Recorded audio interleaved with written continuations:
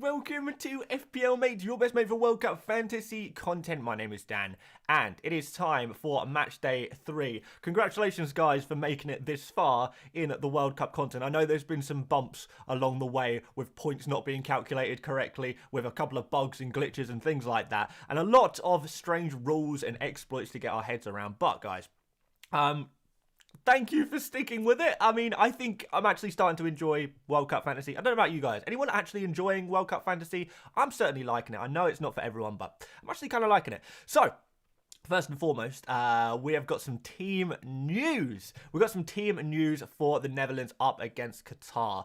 Oh, my internet just dropped. Okay. Oh, I think we're back.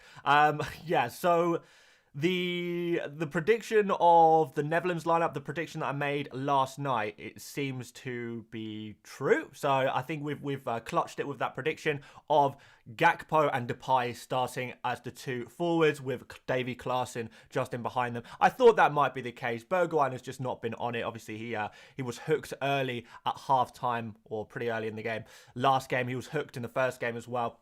So kind of, if I'm completely honest, kind of saw this one come in. I'm very glad that I did set up my own team to kind of reflect what I thought would be the Netherlands lineup, because I knew I wanted 3 Netherlands players. It was just about picking the right guys. Yeah, we've got him. I definitely would be considering Depay. If you guys don't have Depay, I would definitely be considering him if you can afford him over Gakpo as well, if you haven't made your transfers yet, or if you're on a wild card right now. Depay is definitely very interesting. He's going to be on penalties, free kicks, and corners, so that's going to be really interesting to see him do everything, to pretty much do everything. And Gakpo's obviously been in phenomenal form, but I just don't think there's anything wrong with going for Depay instead if you fancy a little bit of a differential. So yeah, I see a few of you guys asking about different Netherlands players to go for. The top 4 for me would definitely be the 3 you see on screen right now, which are part of my team, which are Dumfries, Klaassen, and Gakpo. And I would also definitely throw a Depay in there. I know a few of you guys are asking about Noppert, because Noppert is the very cheap goalkeeper for the Netherlands that you can go for. Obviously, I do think he is going to keep a clean sheet, but because Qatar seem to be the weakest team in the tournament by a long way, I would expect actually Netherlands to go out and score some goals. I don't think Noppert will make many saves, and therefore it really seems like what we should be doing right now is going all out and trying to pick some attacking players. Even if we're going for defenders, we want some attacking defenders like Dumfries. Go for Dumfries rather than a centre-back or something like that. Really try and capitalise and spend that money on the Netherlands team. So that's really important. Yeah, so no Bergwijn. Noppert, I know a few of you guys are going to want. I wouldn't go for him personally now. If you already have him, there's no problem with that. But I would definitely say that is something to do. Let's see if they've updated the lineups on this page yet. Have we got lineups? Is it anywhere? It doesn't say it on this. Unless I'm on the wrong page, it doesn't seem to say the lineups on the FIFA website, but we have seen them leaked on Twitter. Let's go find it on Twitter. Oh, that's Twitch, not Twitter. We don't want to be going to Twitch. I want to be going to Twitter. What's the Netherlands page called? Orange? Something like that? Ons Orange. There we go. I don't speak Dutch, but maybe that means the orange or orange team. Or any people who speak Dutch in the chat? But there we go. That is the lineup for you guys in its full. Giandre, what's up, my friend? Memphis, Gakpo, Klaassen, De Jong and De Roon in midfield, and then Daley Blind and Denzel Dumfries as the fullbacks, the wingbacks, the advanced wingbacks. We've got centre-backs of Ake, Van Dijk, and Timber, and Noppert there as well. So, there we go. We've got the team. We know the team. Yeah, I know there's probably a few different websites to get it, but we'll go to Twitter. Twitter's always a really good shout to go for. But let's go through the other team news, and I'll talk about I'll talk about first of all the confirmed team news, and I'll talk about some of the leaks and some of the rumours going around for some of the other lineups as well, because I've got quite a lot for you today, guys, in terms of lineups, which is going to be really important because, as always, match day 3 in any international competition, we're going to see a lot of rotation. So to have that information is really important. And yeah, if you do appreciate the information, I know some of you guys will know this already, but please do leave likes on the stream. Really, really helpful, guys. Massive shout out to all of you guys liking and all that good stuff there. So Google apparently have all of the lineups. So let's just go Google and type in, I don't know, World Cup lineups. There we go.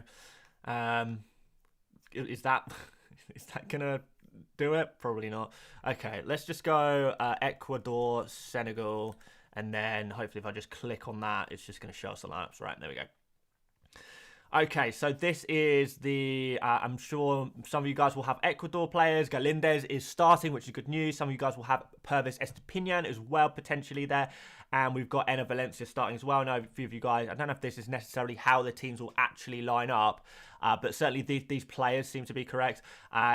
Over here, the Senegal team, if anyone's got Ismaila Sarr, he is going to be starting there as well. That's probably pretty much it from you guys. Maybe some of you guys are sticking with Sabali, maybe. I don't know. I don't know what other guys you have, but these are the kind of players that we will have from that fixture. I don't think anyone really wants to know the Qatar team news. I mean, I don't know. Maybe you do. All right, let's have a look at Qatar, Netherlands. We'll have a look. We may as well. Okay, so, yeah, there is the Qatar lineup as well. I don't know if anyone's going for Qatar players. I wouldn't really recommend it, if I'm honest, but if you fancy any of them, there's the lineup for you there as well. And that's going to be all of the lineups for the 3 p.m. kickoffs. 3 p.m. for me, anyway. Don't know whereabouts you guys are in the world, but that's the situation. A few people asking what my points are at, what my rank is at. My rank, I think my rank is 22,000. The website for some reason is saying my rank is 9,000. I don't think that's true. My total points is 132. So you can look on different pages to try and find out your lineup. You can go on this leaderboards page, and if you scroll to the bottom, you can see there what your actual rank is. I think that is the most accurate way of finding out what your actual rank is, because as I say, it says on screen that my rank is 9,800, but it's just not. It's just not. But anyway, let's go through some other team news. We've got some other bits and bobs to go through as well. So first of all, there has been some leaked stuff on England. Let's just go to Matt Law's page, the journalist, and he has revealed some important things about England and which England players are going to be playing. So Phil Foden, Kyle Walker, Jordan Henderson and Marcus Rashford all in line to start for England. Henderson could line up with Bellingham and Rice in new look midfield. And this is predictions. This is not absolutely guaranteed, but there is a lot of rumours going around to say that Kyle Walker in particular is going to be playing. So Kyle Walker, bear in mind, guys, that he's going to be playing. That could mean a few different things. I mean, I've heard also rumours that Henderson, Bellingham, Rice and Mason Mount are all playing. I've heard from various different sources. I don't know what is actually true. I trust this one the most. Henderson, Bellingham and Rice, so that's a 3-man midfield, which suggests a 4 at the back formation, but it does say could line up. So we could also see a 5 at the back. I kind of doubt it, though. I think we're going to see a 4 at the back formation. And if Kyle Walker is playing at the back with 4-man defence formation, then that is going to mean that Kieran Trippier is not going to be playing on the right. Does that mean he's going to be playing on the left, though? Potentially, because I do feel like Luke Shaw, bit of fatigue setting in. He's going to be very important to have in the England team in the later stages of the competition. So I feel like players like Luke Shaw, who is not typically known to be able to play game after game after game and has sometimes suffered with injury problems and is the only natural kind of left back in the England team, I would expect Luke Shaw to potentially get rotated. So I'm not saying anything for sure. This is just me speculating right now, but Kieran Trippier is a certain amount of risk, I would say. You know, there is a little bit of risk attached to Trippier now because we kind of know that Walker is going to be playing, or we heavily think that Walker is going to be playing. So whether that means Shaw is going to be playing, whether that means Trippier is going to be playing on the other side, I don't know for sure. That's kind of up to you guys to try and make your own predictions and stuff until we get some more information later on. You never know, we could get some more leaks over the next 50 minutes and be able to make any pre-match day changes if we kind of fancy it. Now, more interestingly, guys, if it looks like Foden is going to be starting, if it looks like Rashford is going to be starting, and if some people are saying that Mount is going to be starting as well, where does that leave us with Saka? Well, it looks like Saka is actually going to be getting a rest this game week, so something to be definitely be considering. FPL Trini says the full lineup from Matt Law. Is that in the article itself, or Yeah, I don't know how I feel about, going on these news websites. Oh, I don't want to look at this. It's trying to get me to sign into a million things. I'm just not going to be doing that. Anyway, this is the expected. There you go. There's a predicted lineup for you. Pickford, Kyle Walker, Stones, Maguire, Luke Shaw, Henderson, Rice, Bellingham, Foden, Kane, Rashford. So there you go. There's your predicted lineups. I would say that Saka is pretty much benched. I think that is the sad news of the situation. I don't want to hold this on screen for too much because this is not confirmed at all. And I don't want you guys to be tricked into thinking this is confirmed. That's not what we're trying to do right now, to be honest. But it looks very strongly like we are not going to see Saka. So for me personally, I've got Saka in my team. We can actually maybe consider switching him out. Remember, guys, before the match day starts, you get 2 free transfers, and then during the match day again, you get another 2 free transfers. If you only use 1 or you use 0 of your pre-match day transfers, then you do get an extra mid-match day transfer. So what I would definitely recommend to you guys is you at least make 1 transfer before the match day starts, and if possible, try and save the remaining 3 that you'll be able to use during the match day to make those knee-jerk switches when you do find out the team news, because throughout this match day there's going to be some heavy rotation. I'm seeing a couple of players in my team that I'm not confident about at all. Hernandez I'm not confident in at the moment. I think the Camavinga could play at left back now, judging by Camavinga has kind of been doing some practice and doing some work trying to be a left back, I guess. Apparently he did play left back in his youth team, in his youth football, but Camavinga has never played a professional game at left back, which is really interesting. So there is potential for Hernandez to get rotated there, which I think is important to note. So he's no longer safe. Make sure you are saving these transfers, these mid-game week transfers, to react to this kind of thing. We've got Trippier as well, who's obviously a risk because we know we think Kyle Walker is going to be playing, and we're not sure if Trippier or Shaw is going to be playing on that left-hand side. To be honest, Trippier has not been playing great football anyway, so he could be pretty risky. Saka doesn't look good for me. I think he is not going to start this game, so him I'm really worried about. And aside from that, I think most of these players are safe, other than, for me anyway, this is just my team. Mbappe might not be totally safe. Musiala might not be totally safe either. So there's a couple of players who are not 100% safe. We're going to have to react to it. Even Mbappe, some people will say Mbappe is not 100% safe. I think he's going to start personally, but I'm sure a few different people have different opinions on that. It is wise to try and save your transfers to react to that. So anyway, the good news is, for me personally, I made sure I left some budget in the bank. You can see at the top, guys, 1.5 million budget. I did make sure that when I was doing my kind of Matchday 2 wildcard hack, that I did leave just a little bit of money in the bank just to make any changes I needed to make. So, for example, Saka, I can switch him straight away to Phil Foden now if I want to, or I can go somewhere else. I mean, maybe even get Di Maria in. Something like that is probably what I'm thinking. Between Di Maria, Foden, yeah, it's between them really. Maybe also kind of considering Eriksen as well, playing against Australia. It's a decent fixture for him. Wondering how deep he will be playing. People saying Raum is injured. He is actually available. He did get injured, but he's been pronounced available. So that's good news for Germany, and they're going to have to be at full strength as well for that final game, which is why we need to think about those Germany players as well. I'm also considering Gundogan there, but what I will tell you guys is that I will be removing Saka before the deadline, because I just don't think he's going to start. And like I say, I would use 1 free transfer now. If you did the wildcard trick anyway in Matchday 2, I'd use 1 free transfer now, react to any news we've got, and then the remaining 3 free transfers that you'll get to use during the matchday, we can use them a little bit more reactively as we find out team news, as we get confirmed team news, because that's going to be important. So Giandre says, Dan, so you're saying we have 2 free transfers now, and once the game week kicks off, another 3. Okay, this is how it works. So typically you get 2 free transfers before a match day starts, and 2 free transfers after a match day starts. So after this first game kicks off, in 45 minutes time, you have 2 free transfers to use from that point onwards. And obviously the 2 free transfers you can use before that first game kicks off. Now, you can also roll up to 1 free transfer. So if you don't use both of the transfers from your first, if you use none of your transfers before the match day, then only one can roll over, so you get 3 free transfers to use during match day 3. If you only use one of your pre-match day transfers, you use one of your free transfers and you save the other one, again, you can have 3 transfers to use during match day 3. I hope that does make sense. So, basically, if you want to capitalize and use all 4 of those free transfers, I would use one now.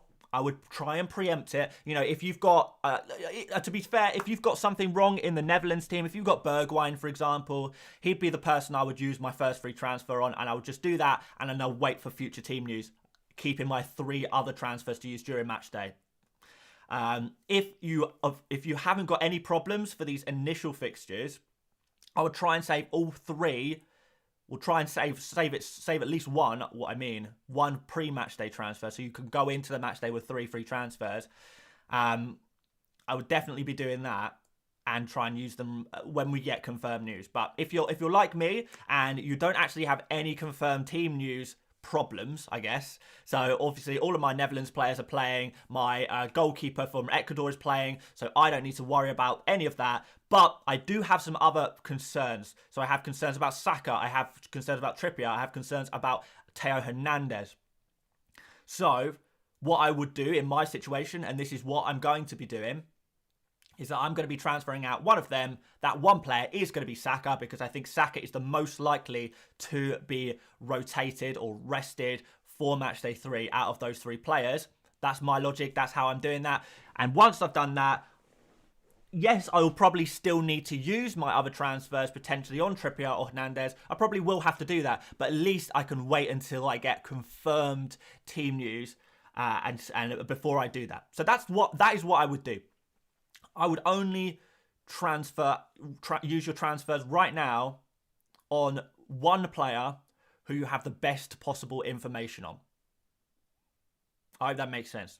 Rahul says, major bug in the game, correct score not reflecting, my score has been reduced. Yeah, a few people have been saying that. I mean, at the end of the day, I think what we've got to do is just consider that eventually the scores are going to be right. So all I can recommend to you guys is that we do our best. We try and get as many points as possible. And at the end of this competition, that's going to be the only time where we get a real true reflection on our points and our rank. Until then, it is going to be a little bit messy. So just keep playing, try your best. And at the end of the day, rank doesn't really matter until the tournament is over anyway. That's when it's important. So I'll just be patient, and they will fix everything, and you'll find out your final scores and your final rank at the end of the tournament. I'll just try and be patient with that one. So, yeah. Okay, so Mikolaj says, mate, you will not get more transfers. Match day already started. We only get 2 per match day. The match day hasn't started, has it? It doesn't start for another 40 minutes. So yeah, there we go. Yeah, I mean, other people have confirmed that this is how it works. So I mean, I'm pretty confident. Hey, you never know with this game. You never fully know. But yeah, we should get 2 more free transfers to use when the match day starts. I mean, try it. Use one now and see if you have 3 when the match day starts. If you do, then there you go.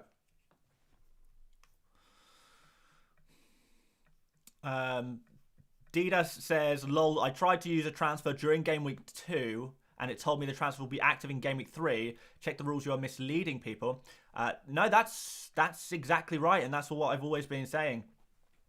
I still, every single day, I still get people saying to me, Dan, can you transfer out a player who has already played, who got 1 point, and transfer in another player who got 15 points who's already played, and get the player with 15 points? No, of course you can't. That would defeat the whole purpose of fantasy games, right? You got to predict for the future. So yeah, of course, transfers that involve players who have already played will not be counted until match day, well, the following match day. That's how the game works. That's how the game should work, which has been so beneficial for the wildcard hack. It was because that's exactly what we wanted to happen. It's exactly what we wanted to happen. Is World Cup worth it now? Yeah, you've only got 40 minutes to make a team, but yeah, I would say that yeah, if you haven't played your wild card yet, I would be doing it now. I mean, to be fair, the great thing about the wild card is because you do get unlimited transfers all the way through. So you can continue to make changes. Like, as long as you're continually checking team news before every game starts, you can keep making switches and you can make sure that all of your players play. And you do have that power, which is really, really nice. So definitely wildcard for this match day is going to be really, really powerful. Really powerful. If I hadn't used it already, I would be using it right now for sure. For sure. Saka replacement ideas. Yeah, for me, the top Saka replacements are Di Maria, Foden, Eriksen, and Gundogan. Obviously, you know, if you haven't got Pulisic or Klaassen or Ziyech or Musiala, those players are pretty good as well. But yeah, I would say that there's how many is that? Eight players that I really like for midfielders. A few people suggesting some Spanish players. There's options to go for some Spanish players. I think they're a little bit rotation risk.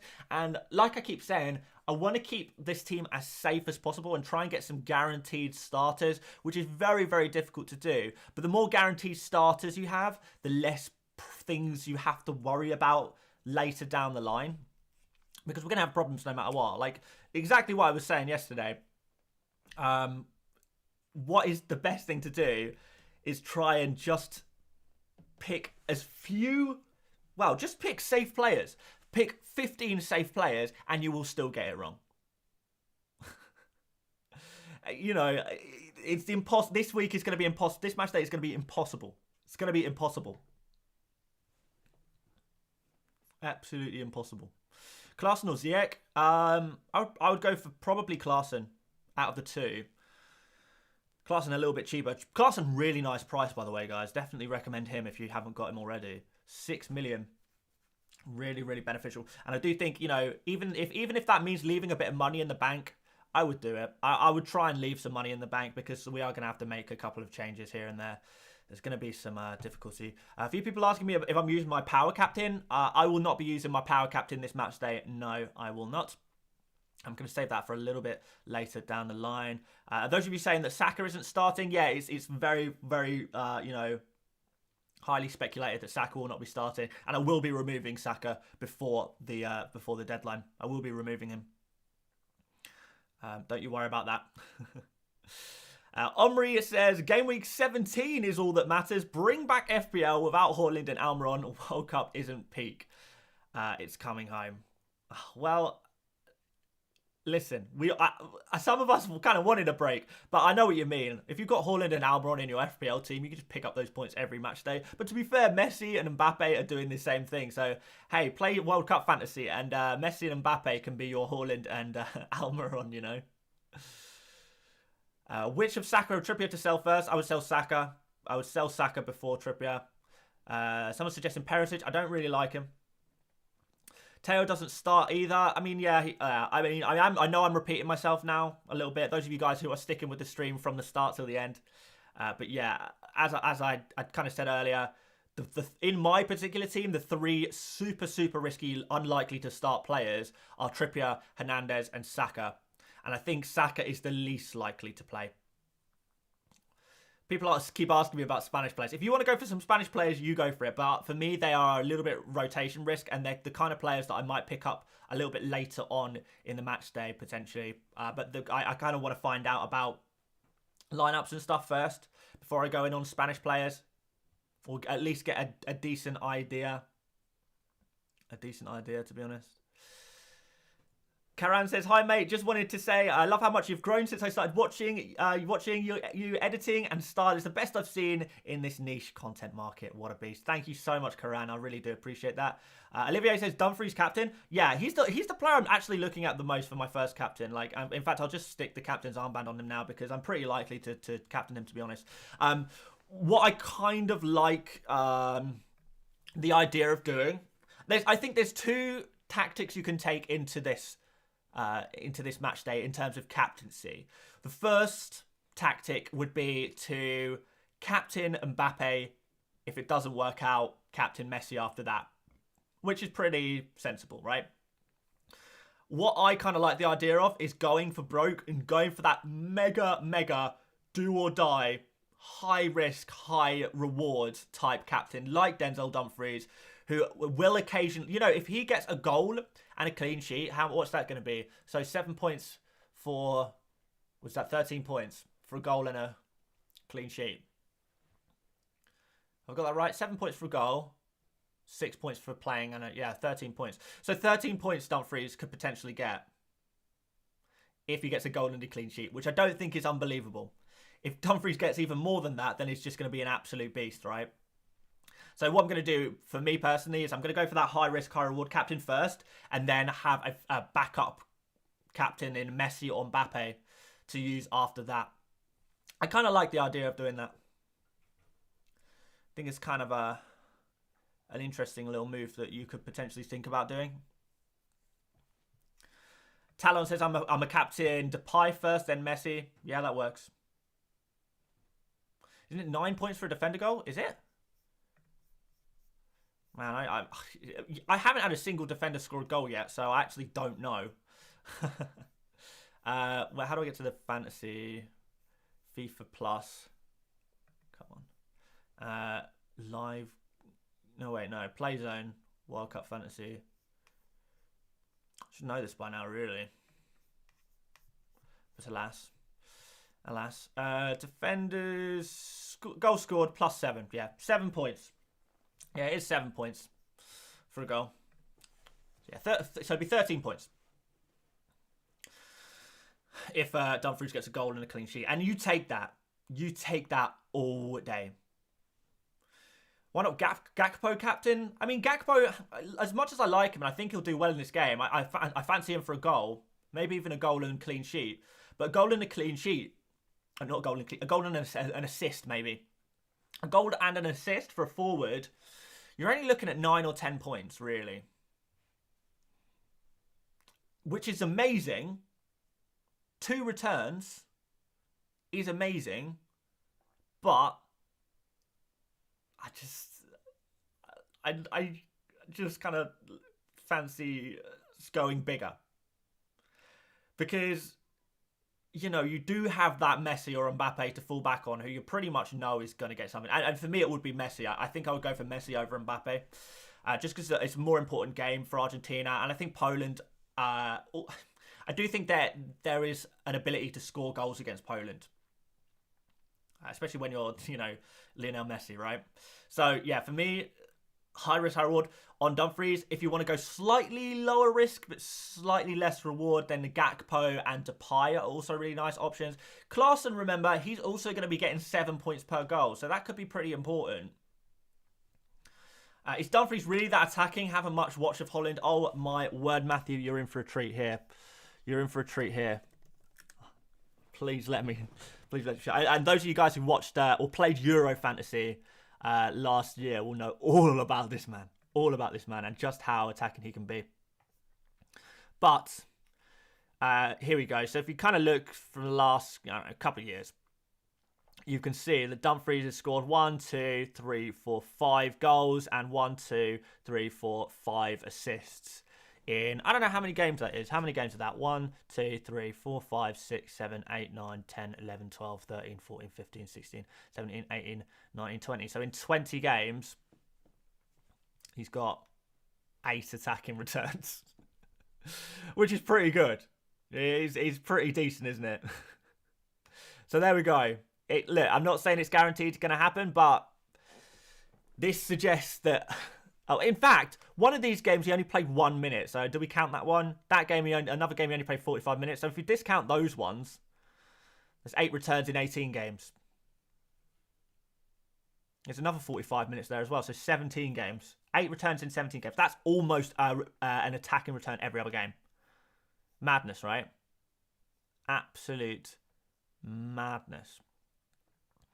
And there just is such a high ceiling. Just a very high ceiling for that one. Depay or Valencia, says Aninda. I would go for Depay. I really like Depay. Jando says, Dan, any content on coming on the FPL double game week? I thought about it. I think I want to kind of focus on World Cup fantasy. Like, there is going to be plenty of time. There's going to be plenty of time to talk about game week 17.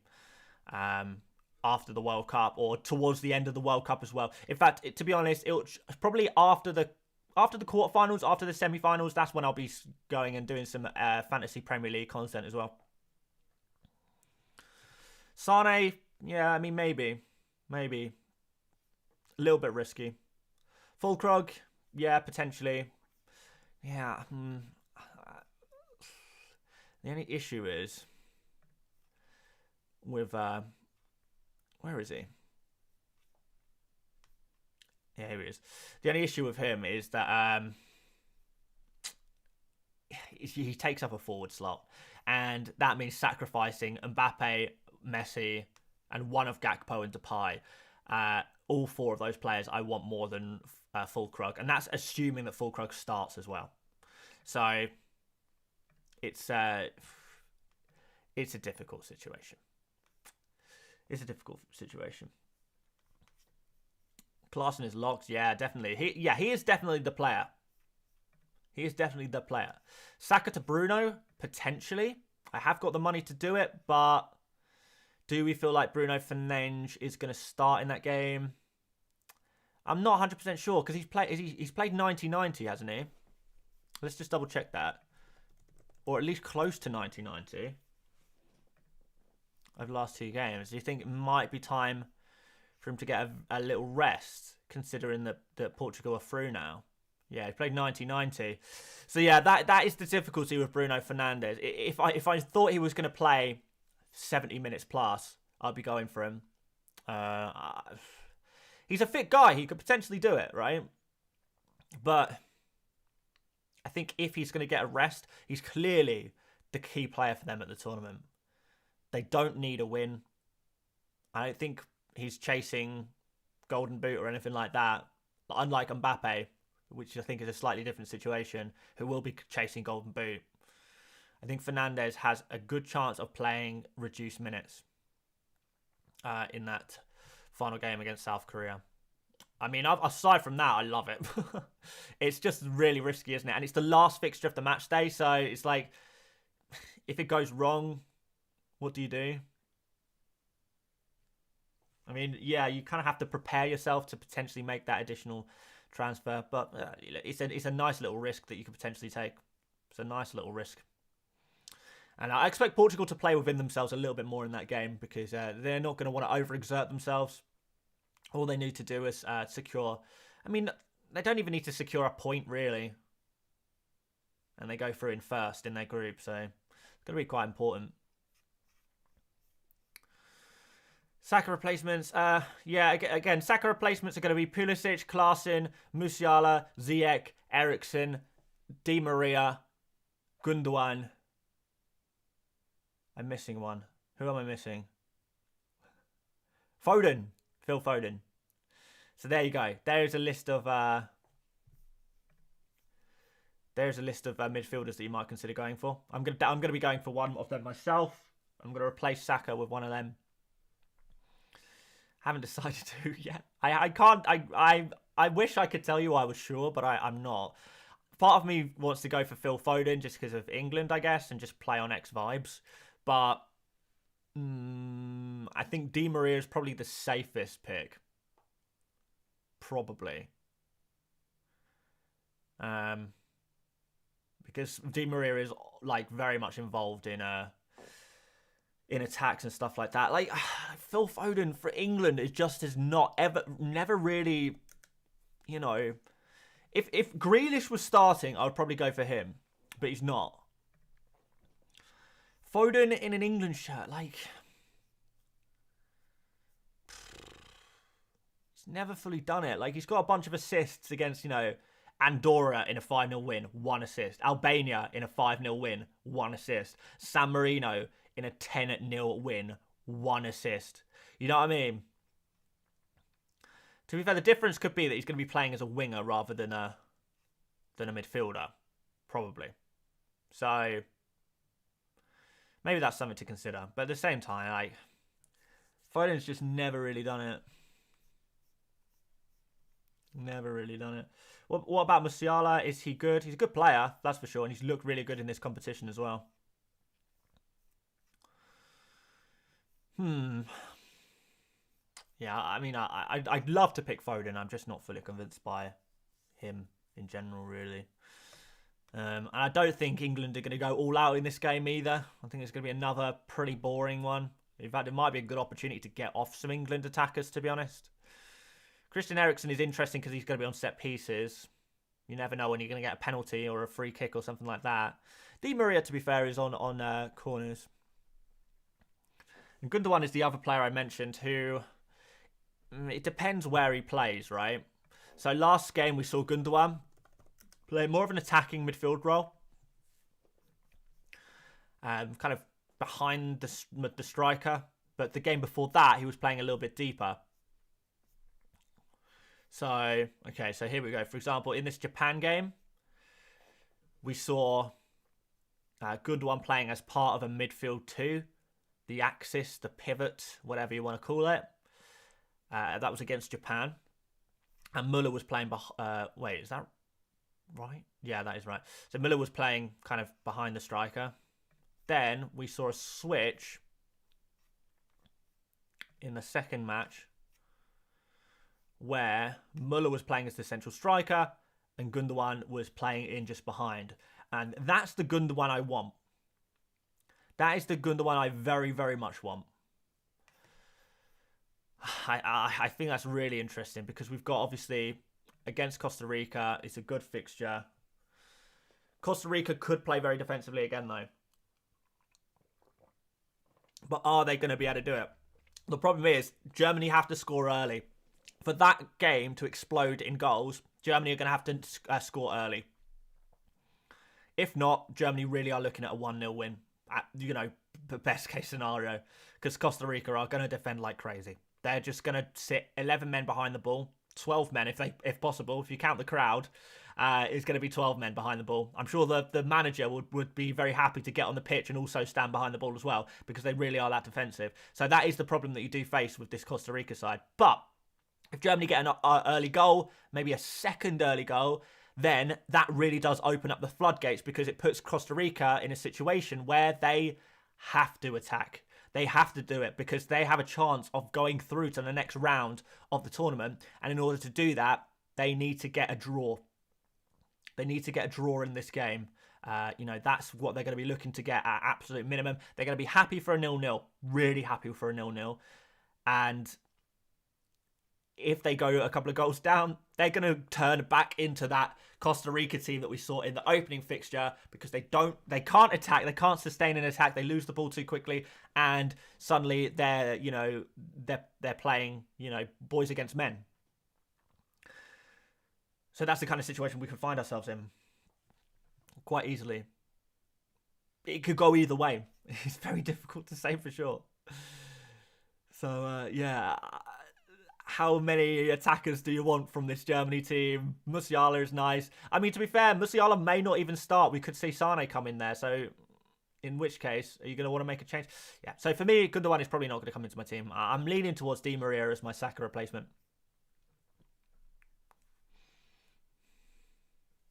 Captain Depay or Dumfries? I think they're both good captains. They're both good, risk captains, right? People asking me about my power captain. I'm going to be using that either in matchday 6 or matchday 7. More likely in matchday 7. I'll talk about the whys a little bit, on another time because we only got 22 minutes till deadline. So what else have we got here? People asking about the best forwards. So the best forwards are Messi and Mbappe. That is obvious. Everyone knows that. You don't need me to tell you that Messi and Mbappe are the best forwards. What we've seen so far this tournament is that you can try and target fixtures as much as you like, but players like Messi, players like Mbappe are going to do the business because they are so good at footy.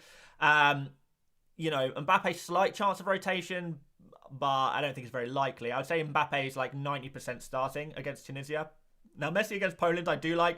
Poland have been they've been okay defensively so far this tournament, but you could say that could be something to do with the oppositions that they faced. Certainly pre-tournament, Poland were conceding goals, and Argentina absolutely need a win in this game as well. So Argentina are going to be going all out in this game, really trying to, dominate that game really, and Messi's going to be heavily involved in that. So first of all, Messi and Mbappe, the two forwards you need to have. The third forward slot for me is between Gakpo and Depay.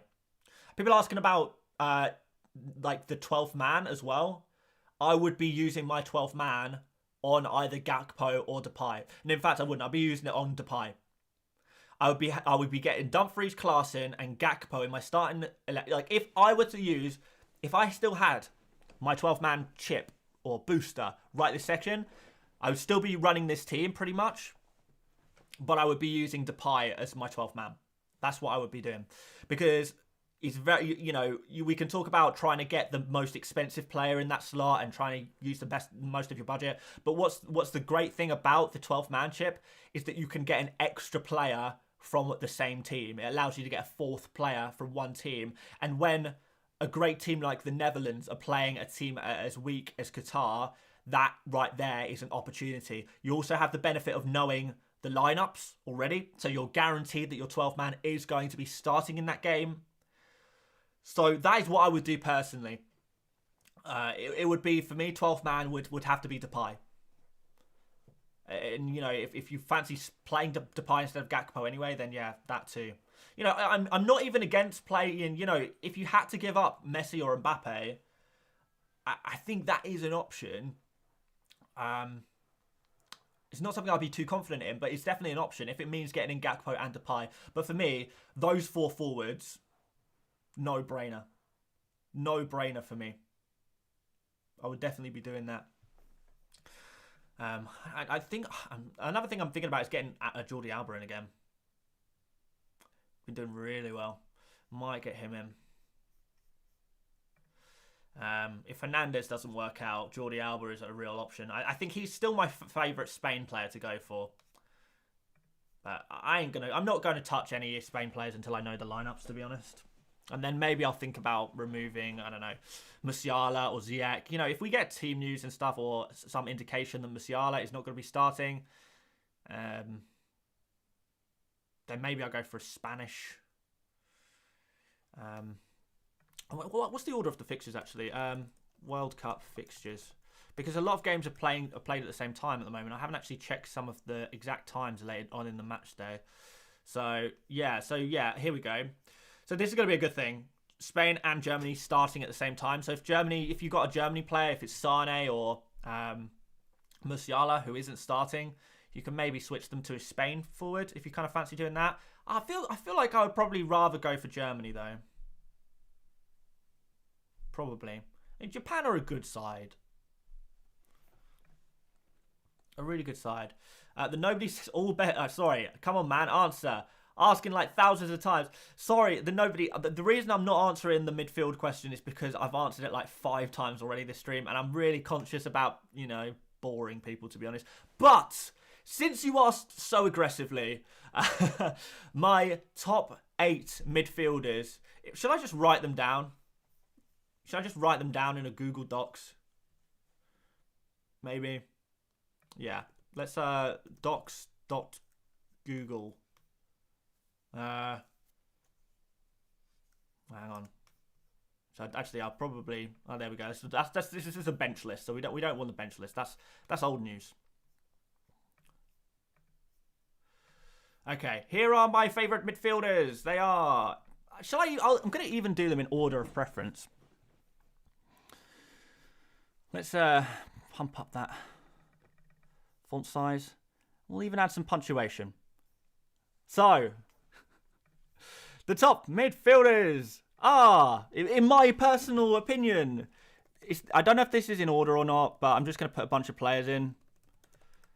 Is there an extra S in there? That looks right. Is that right? No, there was an extra S in there. Klaassen, I like Di Maria, I like Gundogan, I like Foden, kinda. I like, who else have I mentioned? Oh, I already said Di Maria. Ziyech, I like. Who else? I feel like I have a few of these. Pulisic, and there should be one more that I haven't mentioned yet. Can't think who it is. Ericsson, I kind of like. And you could go for Olmo as well. I'll throw in Olmo there. I just think he's a little risky. That is not in no particular order, by the way. Bruno, I mean, you could, kind of risky, and you won't have much time to change your mind. I think Bruno could potentially be rotated. Screw it. Let's put Bruno in as well. There we go. That makes a perfect 10. Right. There is 10 midfielders that I like the most for this match day. There's the big 10. There's your big 10. People saying Anthony. Nah. I'm not going to put Anthony in. I'll leave it there. The nobody, no problem, my friend. No problem. Morata, good option. He would be a good option. I do think he's going to start. The problem is, who do you drop? And this is my issue. Like, people are suggesting all kinds of forwards. They're suggesting Valencia. They're suggesting all kinds of players. Who do we drop? Asensio playing as a number 10. I strongly feel like Asensio is going to be benched. I think Morata is going to start this next game for Spain. But I don't know for sure. And that's the pain of match day 3. That is the pain of match day 3. We don't know. I don't know. People asking about Gakpo captain. Yeah, go for it if you fancy it. Defenders. Oh, defenders is a hard one. England defenders I like. Denzel Dumfries, Mela. Maybe a Spain defender. Jordi Alba. Kind of like him. It's going to be kind of difficult to pick him out, if I'm honest. I mean, you could even go for... if you want to just go safe, you can go for Estepinian maybe against Senegal. Is that safe? I don't know. At least you'll know he's starting, right? Nicola says, I miss your chat. I will find it, Nicola. I will find it, my friend. Okay. Super chat from Nicola says, hey, Dan, I got Valencia Taremi. I'm expecting points. Who's your third forward, Nicola? Because because you're telling me you've only got one of Mbappe, Messi, Gakpo, and Depay, then you are in trouble, my friend. You are in trouble. And I love Christensen for 4 million is a good option. Yeah, not bad. Pretty decent, actually. Ad Astra says, are you doing more videos in between matches like this? I don't know. At the moment, well, in the last... For match day 3, I've done 2 streams, including this one. I've done 2 streams and a video. Which, I mean, considering... one match day is 4 days, 2 streams and a video. People are not, in general, that interested in World Cup content. So it's like, minimizing my content is kind of okay. Like, I'm doing it for fun, really, because the videos aren't really making very much money, which is fine. I mean, I expected this and I planned for this, to be fair. In fact, a lot of, fantasy football content creators have just stopped making content completely and it's just taken a break. I mean, I thought about doing the same, but I just love making content too much. I just love whatever, even if I was making videos on cooking tutorials or, makeup videos or fashion, football fashion, I would prefer to do that than nothing, to be honest. So we've got World Cup Fantasy. Let's do a couple of bits and bobs, but look, there's certainly not enough of an audience here to make constant content for it. Which is fine. Who is your second choice captain? I like Messi slightly more than Mbappe. But then again, I said that last match day and Mbappe outscored Messi. So, hey, you never know. I think Mbappe will get less minutes than Messi. I think Messi's fixture is easier. And I think Messi's fixture is more important. So, those are kind of some of the factors that I'm considering. I think Mbappe is probably good for 70 minutes. But... who would you genuinely prefer? Mbappe for 60, 70 minutes or Messi for 85, 90?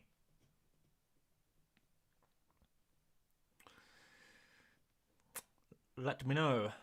Dan, Mbappe was benched 4 years ago when qualified. Yeah, this is a different Mbappe though. This is superstar Mbappe. There are some double game week announced for FPL though. Yeah, we'll get back to FPL content. We'll get back to FPL content soon. Try the makeup channel, Steve, you reckon? I don't know. Could be interesting, to say the least. Well, I mean, we've done clown makeup on this channel, but technically we have done makeup content on this channel from that one time I put clown makeup on and a wig on when everything went terribly wrong last season. Maybe we need to bring that back. Alexander says, prefer Mbappe. France look a hell of a lot better than Argentina to me. I have both, but Mbappe is my backup captain for sure. And that's completely fair enough. I think the difficulty is that I think Mbappe will be playing without Giroud. And Mbappe doesn't really like to play as the main striker. And also Tunisia, don't underestimate Tunisia's defence. They've been defending well. And the game holds quite literally less importance. And I think those factors swing it. Aside from that, like, look, in a straight decision, you do pick Mbappe over Messi for sure. For certain. Thoughts on Coman? Yeah, kind of interesting. He's kind of interesting as a shout.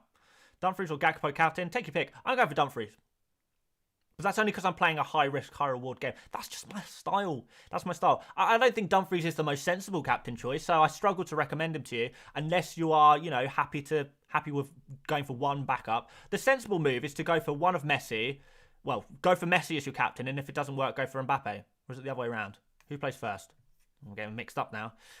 Yeah, France play first. So you go for Mbappe as your first captain, and then you switch to Messi. So that's the sensible move, right? But there is a potential for like a 5-6-0 here. Netherlands versus Qatar. And I kind of fancy Dumfries to get involved in that. I kind of fancy him. I kind of like him. France attack looks better. Yeah, I mean, that's fine, but we're not talking about entire attacks. We're talking about individual players. I think that is, you know, important. Like, there's lots of different attackers for France that could get something. With Argentina, it's pretty much just Messi. So, you know, a France team that scores 3 goals, maybe that's distributed between a couple of players, versus an Argentina team that scores 2 goals. It's probably going to be Messi involved in both, right? And in fact, that's kind of what we've seen so far this tournament, isn't it? Messi involved in every Argentina goal. Oh, dear. All right, I'm going to make my change. I'm going to do it on mobile, though. So we can have a little surprise after the match day. But yeah, making one change. It's going to be Saka out. And I'm going to replace him with a player. A mystery player. A mystery player of my choosing. You know, I cannot guarantee will work out, but I guess let's see. Right, should we lock that one in? Am I confident about this one? I can tell you for sure that the player I'm transferring in for Saka is on this list.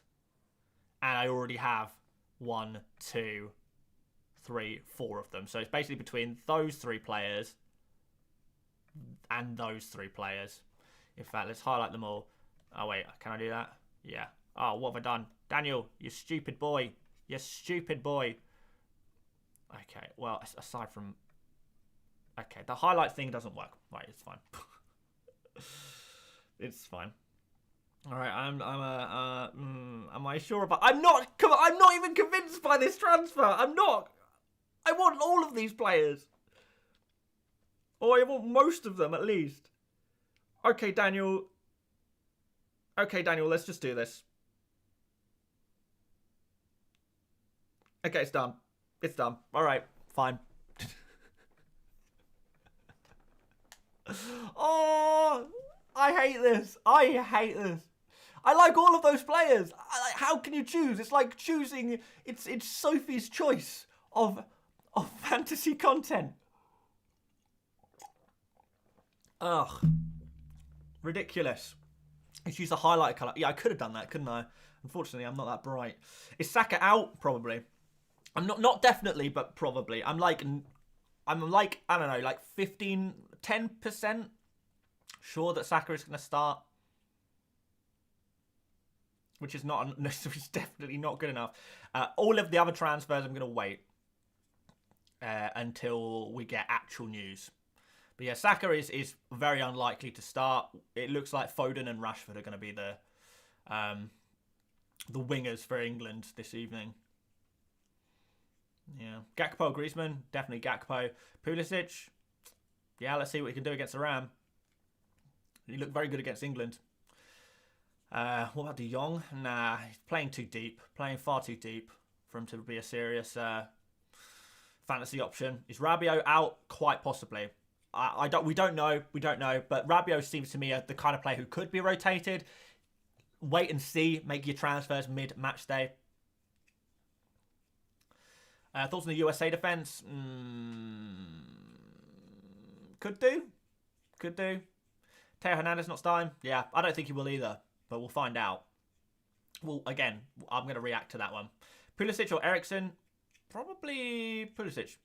Why didn't I wait until the lineup? Because I get 2 free transfers to use, and I have to use at least one of them before the deadline, which is in 5 minutes. So that's why I've done it now. Why not activate Captain Booster if you're not sure with your captains? I mean, I could do. Yeah, I could do that. Yeah. But I think I can get a good captain haul off my own back in this round, and I'm not so confident in future rounds. And Astra says use power captain now or not. Some mates still haul. Yeah, you can do. It's certainly. It's going to be we're still at a stage where it's quite easy to kind of identify who are going to be the highest scoring players that you're likely to have in your fantasy team at this moment, and it's going to become harder as we go down the competition. So for me, in terms of making a decision, I'd rather take the decision out of my hands later on when I'm not as confident. I'm still feeling pretty confident about picking captains at the moment, so I'm going to stick with this. Seb on Golf is here. Why do you have to do one before the deadline? Because you get 2 free transfers to use pre-deadline and 2 free transfers to use during match day 3. You can only carry over 1 to the next allocation of transfers. So therefore, if you use no transfers now, you'll have 3 to use mid-match day. If you use 1 transfer now, you still have 3 to use mid-match day. The only situation where you have 2 to use mid-match day is if you use both of your free transfers pre-deadline. I hope that makes sense. It is so hard to explain. It is so unnecessarily complicated. But this is the game that we've been dealt. It's a complicated game. And a huge benefit to this game is just understanding the rules. And that's hard enough as it is. So you get 4. Essentially, you do get 4. Yeah, 2 pre-match day, 2 during match day on each given match day. And I think that's only going to increase as we progress through the tournament as well. It's a madness. It's a madness. At least that's what other people have said. I mean, because I used my wildcard in matchday 2. I've not actually tested this myself. I'm just purely going off what other people have experienced, including Mrs. FPL Mate, who had it in her team. I mean, whether there's different rules for matchday 3 or the game bugs out, or there's the thing is, you never know. You never know what's going to happen with this game. Trini says it's a total of 2 transfers for matchday 3. Who knows? Maybe. That's not been the situation that wasn't the situation in matchday 2. Who knows? But I think, I'm pretty sure that's certainly how it works in matchday 2, unless there's a different rule for matchday 3. I know there is some different rules for matchday 3, to be fair. For example, you can't transfer in a locked player during matchday 3. So that is a rule, which doesn't exist in the other match days. But this is what I'm saying. This game is so complicated. I wouldn't be surprised if I've got one of the rules wrong, or there's an extra caveat or something like that that's been snuck in there that I didn't fully understand. But as far as I'm aware, no one's experienced match day 3 yet. This is the first time first time anyone has ever experienced this match day. But I can only go by what happened in match day 2. Oh, dear. Find it in the rules and I'll change my mind, but we'll find in a minute anyway. We'll find out in like 1 minute. Deary me. Right, we're almost at deadline. We've got 1 minute to go. Thought might just been because people carried over transfers from matchday 1, so you get 1 extra in 2. I mean, no, maybe. No, I don't think that's how it works. God, this game's so complicated. I mean, maybe I'm wrong. We'll find out in 1 minute. We'll find out. Oh, dearie me. Dearie me. What about Mitrovic? Yeah, there's no place for Mitrovic. How do you get that pink poo emoji? That's a new one. Never seen that in the chat before. Mitrovic, no Mitrovic. There's no place for Mitrovic, really. Unlimited transfers matchday 4. Now that is true. That is true. And there we go, guys. That seems to be it. So if I refresh now, it should say I have 3 transfers. Apparently not. Unless it hasn't updated yet. Who knows? At least my Saka to Di Maria transfer worked. But we are locked in. I don't know if the match day has started or not, technically. If it has, then I have... Apparently it is. I mean, should we check the rules? I mean, I am going to go watch the football in 1 second. But quickly, let's go on the rules page. Maybe I've got this totally wrong. So, where is it?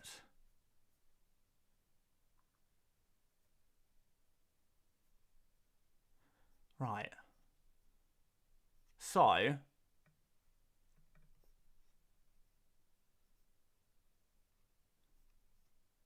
It doesn't even... Oh, okay, hang on.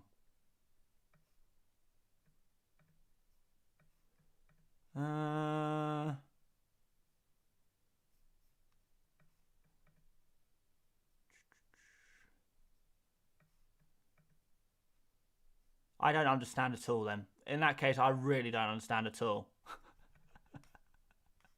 I don't know... How on earth did it work last match day, then?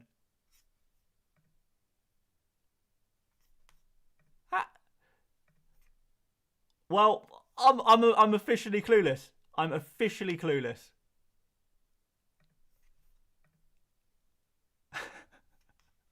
Maybe is it because I played the wild card last match day? Maybe. Who knows? This honestly, that's this game is mad. This game is absolutely mad. All right, well. Start of match day 3 is when the last game of match day 2 ends. Is that right? Oh, well, look, maybe I'm wrong. Or maybe it hasn't updated yet. I think more likely I'm wrong. I'm utterly flabbergasted because this is in direct contrast to what seemed to be happening last match day.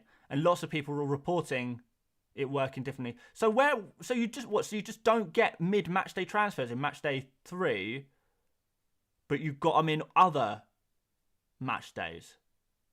So you got them in 1 and you got them in 2, but not in 3. Whatever. I'm going to go watch the football. This game is too broken to care that much, to be honest. But thank you for watching, guys. Leave a like before you disappear.